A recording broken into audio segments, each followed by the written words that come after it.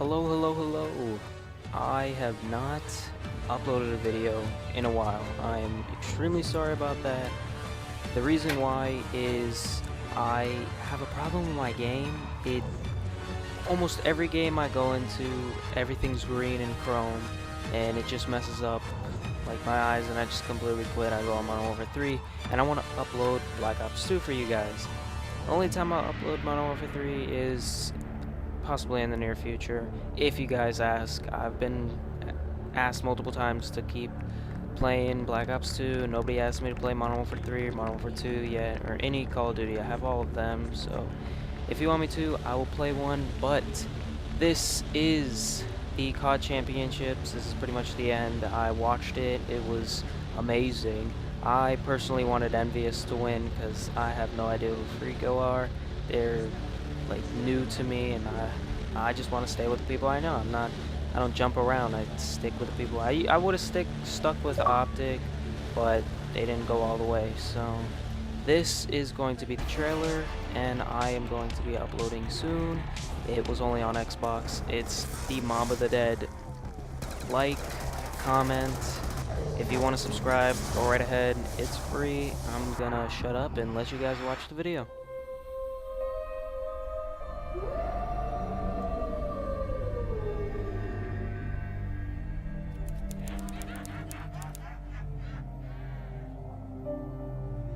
Where are we going from here? Where do we go?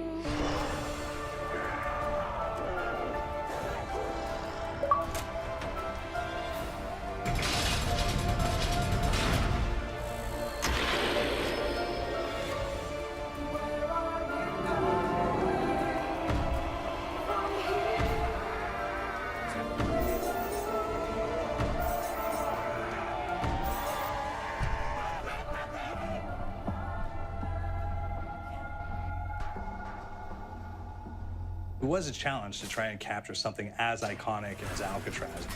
You know about this. This is arguably the most famous prison in the world, and now you're in it. Just the space, the physicality of it, because it's quite claustrophobic. When modern day prisons are designed, they really consider not intimidating people or making the spaces, as least stressful as possible. Well, Alcatraz didn't suffer from those restrictions. They did the research, they went out, studied Alcatraz, not just from books or internet. They were actually there to feel the environment, so it really sets a mood that gets you a little spooked. Well, we kind of started with the base layout of Alcatraz. The entire island we ended up roughing out in kind of a white box form, and then figuring out what play spaces we wanted to use out of that, what would be the most interesting areas to play in, and the connections between spaces, and spaces that the public doesn't necessarily get to go into. We really did a lot of pushing to really enhance that psychological horror aspect that we're really looking for. And this is a really good opportunity to really tell something special. Like I got stuck right through the gates of hell! This time around, I feel like it's been identified that there are these side missions that you're going to go out and try to accomplish. Al and the rest of the groups put together this escape plan, but the point is to get the parts and assemble this plane so they can get off the island. We did something new for the first time. We have actually contextual music that goes off. So that's a first for zombies. And it's all based around this horror thriller aspect. Every location will have a specific stinger that you hear when you find it, when you discover it, when you start unraveling the story, we start building on the music that you're hearing, and it's really enhancing that experience and going along with it in parallel.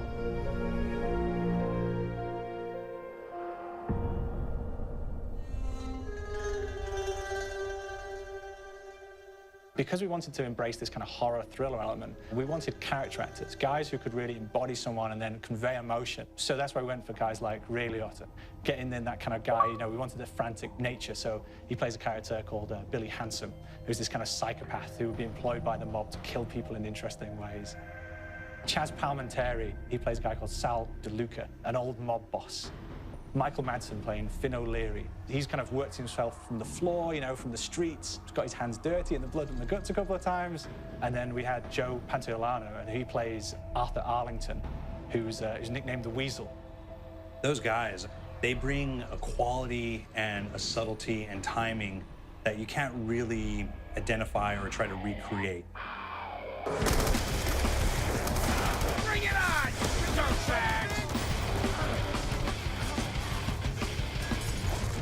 start off in the afterlife mode, and that's just going to be, you know, what's going on. You're going to try to solve the mystery from the second you start.